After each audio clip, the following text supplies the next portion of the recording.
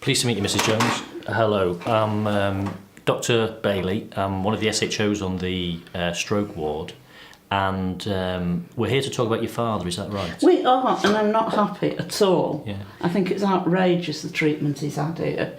Okay. And he's been here 3 weeks, and he's not getting any better, he's getting worse. Yeah. And now, on top of everything else, he's got MRSA. Okay. Well, we'll certainly deal with those points, and we'll try and hopefully go through those points and resolve them if we can. Can I just check? Yeah, but there's more points than that. Okay. He started with pressure sores, and that's where the MRSA developed. Okay. But this place is disgraceful on hygiene. This ward is dreadful. The general ward was much better that he was on before. Okay. Certainly, you can clearly see you're angry. I'm very angry, yeah. There's some points we need to... Can I just check your father? We're talking about the right person. Mr. That's Mr. Edwards, yeah. So Mr. Edwards, bed 9, isn't it? Yes. Yeah. Okay. So, obviously, your father's been here for 3 weeks. Yeah. And you're obviously angry with his care. So, could you just tell me... sort of what you've been told so far in the main areas, and we'll try and deal with them, in a point fashion, if you like. Well, he was admitted, and he sort of got right-sided weakness. That's right. Yeah. They said he'd had a stroke. He was on the general ward. Yep. For quite a long time. And then he was moved to the stroke ward. And I'm not really very clear why he wasn't there in the first place, because he might have done better with the stroke if he'd been in the right place. Yes, yeah. On the other side of that was, of course, the trouble with cleanliness, and MRSA has cropped up on this ward. That's right. Okay, so we're now on the stroke ward, and as you say, obviously this is the first time we've met, so it's a little bit difficult, but I can try and sort of take you through what's happened. When he was first admitted, he was admitted to the emergency unit, obviously with the weakness.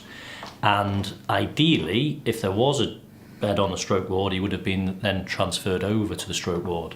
Now, because there wasn't, he still got, good care, or should have got good care, certainly, when he was admitted. He had a CT scan very quickly. That's the where he went into the big donut scanner and they scanned his brain. That, as you say, showed a stroke. He was seen very quickly then by the stroke consultants, as we do. We always see the stroke patients very quickly. And the decision was made, sometimes we can give a blood thinning medication to try and help the stroke resolve. But I'm not sure about the reasons, because obviously I wasn't there, but he wasn't eligible, if you like, for that treatment. It wasn't thought that it was going to help him. So the idea was then that clearly he'd have to come into hospital because of the weakness, and we would give him treatment with aspirin. We'd obviously treat his blood pressure, and we'd give him a cholesterol lowering tablet, which can often help in stroke as well. And he was therefore admitted onto via the admissions unit onto a general medical ward, because there wasn't any stroke beds available. That's quite right, and ideally he would have gone there. Yeah, and he'd have more specialised doctors, wouldn't he? Well, I mean, go on, sorry. Well, the general ward suggests to me that they're more sort of general doctors. They are general doctors, but certainly, as in a stroke, if somebody comes in with a stroke, he was seen by the stroke consultants, and then what happens is it's mainly good nursing care, good physio care that these patients need, but with liaison with the stroke team and the stroke doctors. And they're certainly, although your dad was on a general medical ward, he wouldn't have just been under the general medics. He would have been looked after by the stroke team, admittedly as an outlier, but they would have still been involved. And certainly the physios and the nurses would liaise with the physios and the nurses from the stroke ward. But I totally agree with you. He should have been on a stroke ward from day one, if you like. But and I apologise for that. You see, he's not improving. No. I mean, have you noticed any improvement over... Because he's been here now for 3 weeks, hasn't he? Have you noticed any improvements? Not really, no. I mean, if anything, he's... Since the bed sores and the MRSA, if anything, he seems worse. Okay, so it's, it sounds like he's picked up some problems on top of the stroke, and partly because of the stroke. I mean, the pressure sores, presumably didn't have any pressure sores before coming in hospital, no. And it's certainly the pressure sores, when you come in hospital, one of the main aims of nursing care with people who've had strokes or people who are less mobile is trying to avoid pressure sores. And the ideal aim is for good nursing care to try and avoid those. So, sometimes, depending upon how the conditions that patients pick up once they're in hospital, they are sometimes not avoidable. But the vast majority of patients, we do look for, who are at high risk of pressure sores and try to prevent it from happening. So I apologise, and we will certainly look into the reasons why he got those pressure sores, and we're clearly treating the pressure sores as best we can at the moment, and those are being looked into as a high priority. But why they occurred, that's something that we need to look at our processes and try and work that out. Did he get bed sores because of the MRSA, or the MRSA because the bed sores were open to infection? Yeah, so MRSA is certainly something that a lot of people have heard of, and you've clearly heard of, and it's something that your dad has. No, it's been all over the television, and hospitals are supposed to be making more of an effort with this. Yeah. And this ward does not suggest that. Yeah, I mean, certainly, as just to go back to your question about the MRSA, did it cause it? It won't have caused the pressure sores, but because he's got pressure sores, the MRSA has got a place, if you like, to grow. So lots of people have MRSA both in hospital and out of hospital, and usually causes no problem at all. And if we screen people in the community for MRSA, we would pick it up, just incidentally. And in the vast majority of people, it causes no issues and no problems. It's if, like your father, if he gets a pressure sore, if MRSA gets into that pressure sore and proliferates or grows, then that can certainly make the pressure sore worse. And can stop the healing of the pressure sore. So it's come because of the pressure sores. It's not caused the pressure sores. But as I say, the vast majority of people, it doesn't affect at all. But you see, what can be done about the ward? I mean, this has happened. When he was admitted to the ward, I was here, and obviously the bed was all freshly made. But his bedside table had got dirty tissues in the drawer. I've observed nurses not washing between doing things for patients. Oh, okay. I mean, that's important to know. Unfortunately, one day I went to the loo, which I probably shouldn't have done on the ward, but they were filthy. Really? And I'm really disturbed about this ward. No, quite rightly. I think that has contributed to him getting... I mean, certainly those are very serious things that you've mentioned, and certainly something that we need to take very seriously. This is why he's in a side ward now, is it? Because of the MRSA, yes, yeah. And to try and basically prevent, because obviously, as you say, nurses see one patient and doctors see one patient, then they go to another patient, and the idea is that we don't want, if someone has MRSA, we don't want that passing on from patient to patient.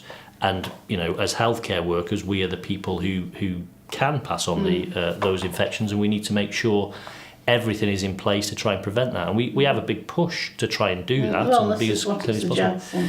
On television that the NHS were having a big push, but I'd hate this to happen to anybody else. Yeah, no, definitely. And certainly your concerns, we need to take those on board, and we need to take them to the ward manager. And, if nurses and doctors aren't washing their hands in between patients and taking the correct precautions, then that is serious, and that certainly needs to be taken to the ward manager and all the way up the management structure in the hospital, and that needs to be sorted out very quickly. So, your concerns are major, and they will be taken on board, and we will address them, and we will address those very quickly. You see, whilst they appear to be disinfecting beds and mattresses when they become vacant, I would have thought they should also have done it with the bedside table. Yeah, no, definitely. I mean, I think leaving tissues in is outrageous, but it shouldn't have arisen because somebody should have been wiping it over. Yeah, no, I agree. I mean, cleanliness in hospitals is as you're aware, in the media, and it's certainly something that we take very seriously. And if we're deficient in that, we need to try and sort that out. And I think with your help, we can hopefully do that, and we can go down the correct channels to correct that. What is the way forward with my father now? Medically? Yeah. Well, certainly the pressure sores we need to treat, and we need to, I would hope, with good nursing care and good medical care, that those pressure sores can be treated and can be improved and hopefully can go away. That's the first thing, pressure sores. With respect to his stroke, he's on medication to try and prevent further strokes, and he's undergoing... He's obviously 3 weeks since his stroke, so it's still relatively early days as to know exactly what is going to happen. But the main thing he needs at the moment is good nursing care and good rehabilitation. And certainly the physiotherapists are going to be heavily involved in his care. We've had a look at his swallow, which is important in stroke, and that seems to be okay. And I think just physically, because of the weakness, he has difficulty feeding himself. But his actual swallowing is okay. That can be affected in stroke. Sometimes if the swallow is affected, there's a risk that instead of going into the stomach, the contents that you swallow can go into the lungs and can cause pneumonia. But there's no evidence that he's at risk of that. No. But clearly he does need help with feeding. We need to keep his nutrition as good as we can. So we've got the dietitians involved as well. Yeah. So... the other thing the main thing really is that he's 3 weeks into his stroke. He's had some problems with the pressure sores, and hopefully we can address those and hopefully get on top of those. And it's really a case of trying to get as much rehabilitation, and if he has got potential to rehabilitate, then we need to explore that and try and push that forward as much as we can. Is he actually receiving treatment for the MRSA? He is receiving treatment, yeah. And does that take long to clear?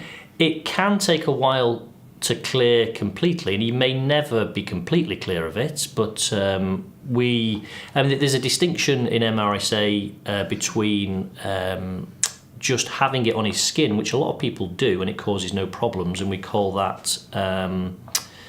someone's colonised. So that they're not infected. We think your father has an infection with MRSA, so we think it is causing a problem. The vast majority of people it doesn't, but with your father it does, and he's on the right antibiotics. So although MRSA is a difficult bug to treat, there are antibiotics which are effective against it, and he's on those antibiotics, and we're hoping that certainly the infection-wise should go. He's also on some treatment to try and clear up the colonisation bit, which is just on his skin. So we're hopeful we can get on top of it, and we're hopeful that we can clear that side up, and then that will leave us with the need to rehabilitate him and find out what is going to happen in the future regarding his stroke, because at the minute we're a little bit in the dark as to know what the future holds for your father, because 3 weeks is relatively early, so he still has a good window of potential to recover, and we don't know how good he's going to be after having the stroke, and only time will tell, and hopefully good physiotherapy care and good nursing care.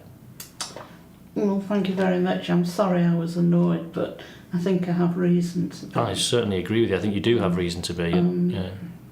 But hopefully you're a bit more reassured that we are going to take this seriously and we are going to do something about this. And I think our procedures, by the sounds of it, do need to change to, as you say, prevent it from affecting other people in the future. Right, thank you. Okay, thank you. Okay, so would you like to summarise the main points in that discussion for me, please? Yes, certainly. I mean, I think there were quite a few different points. Clearly, there's the medical issue, but that wasn't at the forefront of Mrs. Jones's mind. It was the issue of cleanliness, really, within the ward, and the fact that her father now has, by the sounds of it, been infected with MRSA. So the cleanliness was top of the list, really, for her and MRSA, and then the medical issues. So two main issues, really. that she was certainly angry about the fact that he'd gone through the hospital system not in the ideal way, and had gone via a general medical ward before coming to the stroke ward. And she was concerned that that had compromised his care, and then once he'd arrived on the stroke ward, she was then concerned that this was a dirty ward, and then obviously she wanted to know a little bit about the future, what the future held for her father. And hopefully I explained and apologised that, you know, he didn't get the ideal care, because the ideal care is that he should go onto a stroke ward. We apologised for that, but put her mind at rest a little bit that he should get good care, both nursing and medically, on a non-stroke ward. And also, clearly, her issues were raised about the cleanliness, which were very important, and hopefully I put her mind at rest that we are going to address those concerns and address them pretty quickly, because they're pretty major. So regarding those concerns about cleanliness, what would be your next steps? How you mentioned sort of discussing it with the ward manager, but how do you think this should be looked into? I think there needs to be this needs to be reported via the mechanisms within the hospital for I'm just trying to think of the correct term. But I think a report needs to be done very urgently, and a fairly high level report. Okay, so like an adverse incident. Adverse incident, yeah. So I think that needs to go into the system and to be put up as a sort of high priority. And usually the mechanism within most hospitals is that managers will get involved within those adverse incidents, and reports will need to be made, meetings will have to be had, and then actions from those meetings done pretty quickly. But certainly I'd bring it to as well as going down that route, or before going down that route probably, then I would have a chat with the ward manager first, just to explain the concerns, see if there's been any other concerns from other people recently or ever, and to see if anything's been done, but certainly go down the adverse incident reporting. Yeah. Okay, and so that adverse incident reporting that you talked about in the investigation, what does that come under the umbrella of? What? So that's governance. Okay. So yeah, that would come under the governance umbrella. Okay. So this scenario highlights some important points. For a start, we have a relative who's quite angry, and rather than get into a confrontational situation with that relative, Dr. Bailey allowed her to voice her concerns and very calmly explored those and some of the reasons for the problems that had happened, and some ways in which we might be able to alleviate and address some of those concerns. The second important point that was addressed by this case is really related to clinical governance, and so issues relating to cleanliness and practices on wards, and how those might be reported and investigated to enable improvement in the care for that patient and also other patients on the wards.